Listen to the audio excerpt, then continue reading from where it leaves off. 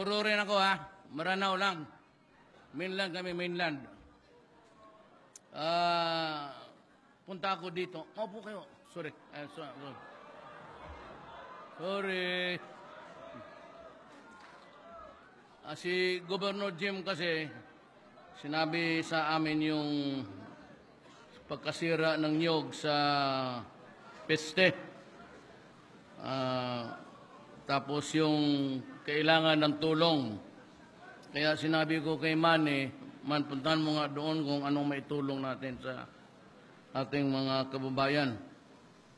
And alam ko ho na pati hanap buhay ninyo, pati ang pamilya, nagdudusa rin, suffered. And Basilan was declared state of calamity. Yung mga kinakailangan ho ninyo, binibigay namin kaagad at ihabol namin kung ano pang kailangan ninyo dito. Lalo na sa rehabilitation ng ano natin, yung coconut industry. At sabi ko man, kawawa ng mga tao doon, malayo talaga. Malayo sa lahat. Puntahan mo nga doon at kung anong ang pera-pera lang naman. Sabi ko, kung may pera ka, iuna mo na. Ito pa lang, ayaw ko na lang magmura kasi bawal nga.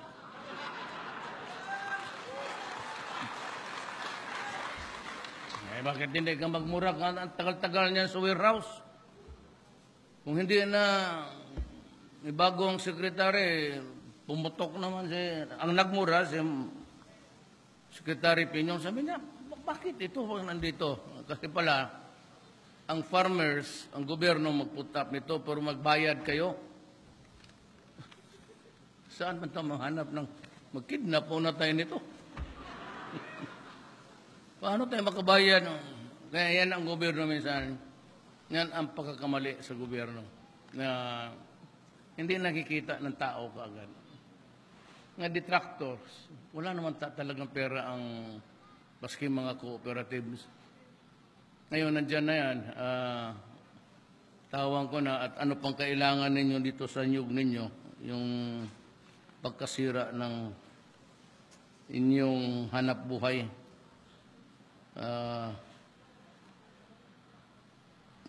Yun naman siguro yung kailangan talagang gawin natin. Tulong. Pera lang. Sabi ko, may party kayo. Sa gobyernong ito, may party kayo sa pera ng gobyerno. At aabot sa inyo. Yung nakalimutan kong mag-acknowledge, unahin ko kayong mga taga rito, mahal kayo ng presidente ninyo. So, nandito ako. Si Manny Piñol, Governor Hataman Salman, si Representative Jum Akbar, si Mr. Edelberto Martinez, Chairperson ng Larbeco, Lamitan. Ito yung compound ninyo. Laki. Maganda. One of the success stories ng itong mga cooperative. Pag may makita kami ng cooperative at gumagana, inspirado ako magbuhos ng pera. Pero kukundi lang dito sa Pilipinas ang success stories. Yan talagang, hindi kayo yung sabihin mo na sustainability. Either na-abandon yung project o nawawala yung pera o the next administration yung papalit, talagang ayaw rin. Mukhang nagmamatigas. Titignan mo na yung resulta ng eleksyon. Ayan ang problema dito sa Pilipinas. Politika, which is a reality, sayot mo sa hindi, nandyan yan. So, kung ano mang panahon na binibigay sa akin, 6 years, bilisan na natin. Bilisan na natin kung anong mabuhos ko dito. Sakali naman, mag-iba ang panahon, at least sa panahon ko, mayroon kayong nakuha sa gobyerno. So yung may bangka, Sinong awardee ng bangga dito? Oh, abot pa ito ng Davao. Kayo yung bukas, pwede na yan. Ang dinamita, baka dadating rin bukas. Tama na yan, tama na yan. Huwag ninyo sirain yung pagkain na para sa mga apo ninyo. Do not destroy the marine life that would feed your children in the coming days. Huwag mo kumong sirain ang... Hindi yan iyo. Binigay yan ni Allah na para sa anak mo, apo mo, at ang mga anak niya. Yan dyan ang sekreto dyan. Hindi yan para sa iyo na basta abusuhin mo, kikita ka lang. It ain't that way. Hindi ganon. Iyan, biyaya yan ng Diyos. Bibigay sa inyo, alagaan ninyo, ipasa ninyo. Kami tutulong lang. Kung anong may tulong. Tsaka isa, kung maaari lang. Kung may galit kayo sa gobyerno, paalamin mo lang yung mayor mo, dyan man si gobyerno, o yung pulis, o yung militar, sabihin mo may reklamo ako kay mayor kasi inaabuso kami dito o minawalang hiya kami. At pupunta ako dito at makinig ako. Kung yung daanin ka agad sa barila, walang mangyari niya, sabihin ko sa'yo. Walang mangyari ang buhay natin. Kung may hindi kayo gusto, sabihin niyo sa akin at I will correct it. Ilagay natin sa tamang paraan kung ano ang gusto ninyo. Huwag yung basta-basta na basta kukuha ka nila ng baril. Wala talaga mangyari.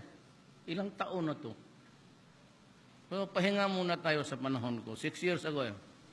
Pagkatapos yan, iwanan ko kayo ng balat baril. Sige, balik kayo doon. Saan kayo gusto? Hindi kayo mapigilan eh. Ang sinasabi ko lang, postpone mo, sandali lang ha. Huwag na muna ngayon, mga kapatid ko. Huwag na muna ngayon. Bigyan niyo akong konting panahon na bilisan ko ang tulong sa gobyerno. Sabihin niyo. Hindi naman kami kasama sa Republika. Sa bagay, totoo yan. Nakakalimutan talaga, that's layo. But yung ano ng politics. But this time, I will make sure na yung pera na para sa inyo, dadating talaga sa inyo. Yan ang masahan ninyo. Maasahan ninyo. Hindi ako basta titignan ko lahat. Titignan ko galing sa itaas hanggang pababa. Sisilipin ko. Para sabihin ko sa mga kabinet ko, pati na sa gobyerno na medyo may ano tayo dito ha. Pagka ganito ang style, magkakorupsyon tayo, hindi tayo magkakaintindihan dito. Mag-ano lang, away. Ay, sabi ko na noong una, basta tatapusin ko yung droga, yung peace and order, yung gulo natin, pati yung korupsyon sa gobyerno. Mawawala talaga yan. Bigyan mo lang ako kunting panahon. Mawawala yan. Kung ano ang sa inyo, inyo. Sige kayo palakpak dyan. Maya-maya punta ka ganun. Mga ganun. Ano na, peace mo na, peace and dali. Bigyan kami kunting panahon na buboy lang. Kung kunti lang panahon, 6 years lang. Tapos kung hindi kayo kontento, talagang galit kayo, edi sige. Pero wag muna sa panahon kasi gusto kong tumulong sa inyo. Kaya nga ako rin, sa totoo lang, panalo ako dito sa Basilan, pati sa Hulo. Nag-landslide ako. Ayan ang hindi nila akalain na... Alam ko na nagkaroon kayong koneksyon sa akin dahil sa lola ko. Alam ko na yan ang hinahawakan ninyo noon, ang nasa loob ng puso ninyo. Dahil sa lola ko na Maranao. Alam ko yan. Kung sakali man na nandyan sa loob ninyong tumulong, para rin sa ating lahat, bigyan akong kunting panahon. Alam kong may palpak talaga dyan. Ang importante, marinig ko kaagad kung ano yung pinaghinakit ninyo. At huwag ka agad diretso sa barilan. Mahirap yan. Gumagana. Kayo, napunta naman kayo ng Malaysia. Kaganda-ganda ng lugar nila. Halo sila doon. Kristiyanos, Muslim, yung mga Moro nandoon. Bakit okay sa kanila? Bakit natin hindi ma-okay? Total sabi ko, may titingin sa kapakanan ninyo. And I will see to it that the Moro in Mindanao, promise ko talaga sa inyo, promise ko kay Nor, that there will be a federal form of government. Unahin na natin, minus muna yung mga issue dyan. Gusto ninyo. Sabi ko, kasi bagong presidente niyang, kung may bagong konstitusyon, at kung sa ari dumating yan, mabilisan nila, 2 years, 3 years, 3 years mag-resign na ako. Resign na ako. Basta may bagong konstitusyon nakita ko na dudulot ng kabutihan sa inyo. Ngayon, pag hindi naman, hindi rin ako papayag. But the reason why I am for it na gusto ko, dahil halos lahat ng Moro leaders, si Murad, si Jafar, pati si Nur, kasali na dyan. Lalabas si Nur mga next week siguro.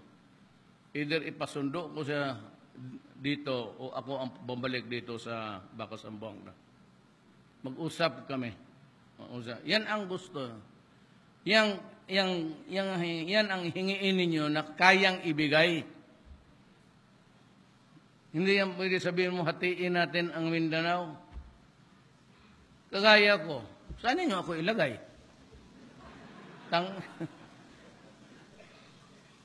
Ngayon ako, alangan, umuwi ako ng Iligan. Andiyan sa Iligan ng bahay ng lula. Patay na. Noon sa Marawi, nung bata pa ako. O saan ako pupunta? Punta ako ng Iligan. Punta ako rito. Maraming negosyante doon. Alam mo, yung mga Maranao, ganun lang yan sila. Pero napakatyaga ng mga tao yan. Ano yung mga military? Hanggang Luzon yan. Pag may rinig, dibidi. Kamo kabayo ang tumatong, dibidi. Kakaawa, awa ako sa kanila. Lumbas ka sa sidewalk lang yan sila una. Maya, mga ilang taon, maganda ng buhay nila. Maawa ako sa Maranao rin. Kaya rin, may problema rin tayo doon. Rebellion sa kako, mag-intindihan na muna tayo. Para naman hindi hirap ang Moro. Kayo. Tikim naman kayo ng buhay na importante, edukasyon. Most important thing really is education. If you do not invest sa education ng mga anak ninyo, baski papel lang at silapis, hindi makakalabas ng basilan yan. Maniwala kayo. Dito niyan mga anak. You would never go out of Basilan to venture the outside world. Edukasyon talaga. Sa Davao, nung pumasok ako, isa lang ang madrasa school. In Davao, there are 160 madrasa schools. Talagang iniipit ko yan sila, edukasyon. Maganda, Malaysia, malapit lang. Magandang eskwelahan dyan. Egypt sana pero magulo. Magulo ngayon sa Middle East. Pero edukasyon para makapaglabas mga anak ninyo. Yan ang sekreto niya. Hindi na ako magtagal. Marami akong appointment. Pag ganun ang marami naghihintay sa Zamboanga. Okay na nakita ko kayo at nakita ko yung mga bagay-bagay. Yan, traktor. Huwag ninyong ipagbilihan na hindi atin yan. Baka i-transaction mo yan sa bukid. Sabihin mo doon sa bukid na huwag naman sirain. Sabi ni Mayor, huwag naman sirain. Hindi naman maganda yan. Total pera ninyo yan eh. Pera ng tao yan. Hayaan nyo yan.